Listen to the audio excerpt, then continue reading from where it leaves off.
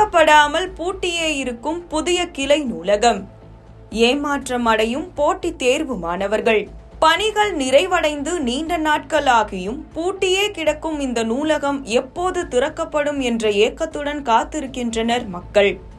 சங்ககிரி ஊராட்சி ஒன்றியம் தேவண்ண கவுண்டனூரில் பஞ்சாயத்து அலுவலகம் அருகே மாணவ மாணவியர் மற்றும் மக்கள் பயன்பாட்டிற்காக பள்ளி கல்வி பொது நூலகம் துறை சார்பில் ரூபாய் 22 லட்சம் மதிப்பீட்டில் புதிய கிளை நூலகம் கட்டப்பட்டுள்ளது. இருப்பினும் கட்டுமான பணிகள் நிறைவடைந்தும் இதுவரை பொதுமக்கள் பயன்பாட்டிற்காக திறக்கப்படாமல் பூட்டியே உள்ளது.